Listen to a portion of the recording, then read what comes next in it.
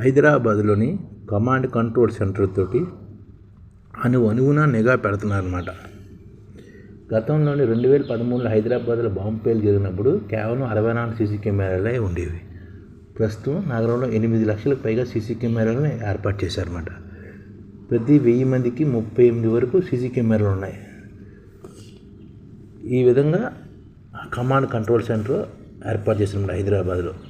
ఎవరికైనా ఆపదగా ఉంటే 100కి డైల్ చేస్తే 5 నిమిషాల్లోనే ఘటనా స్థలానికి వస్తున్నారన్నమాట. 2014 ముందు స్నాచింగ్ మహిళలు రోడ్డుపై వెళ్ళాలని భయపడేవారు.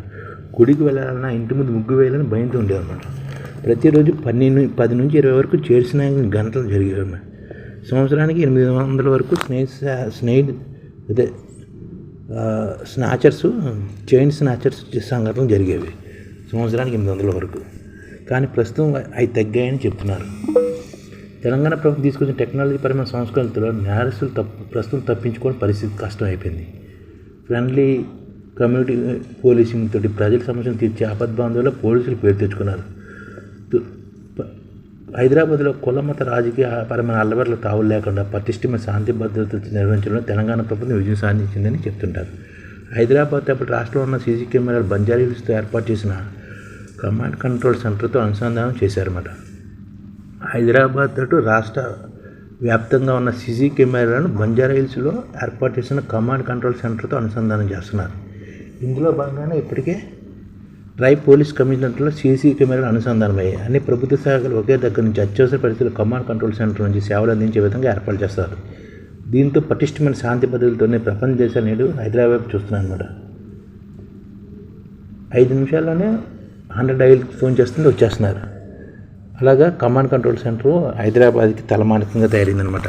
జూబ్లీ హిల్స్లో ఉన్న కమాండ్ కంట్రోల్ సెంటర్ 8 లక్షల సీసీ కెమెరాలు పెట్టి ఉంది.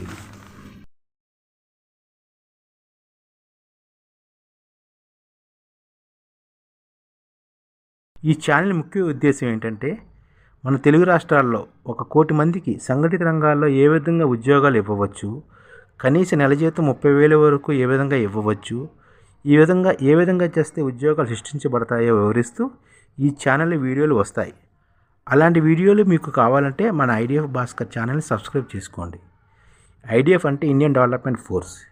ఈ వీడియోలు చూసిన తర్వాత మీకు నచ్చితే లైక్ చేయండి, మీ ఫ్యామిలీ మెంబర్స్కి షేర్ చేయండి, మరియు మీ ఫ్రెండ్స్కి షేర్ చేయండి. Thank you. నమస్కారం.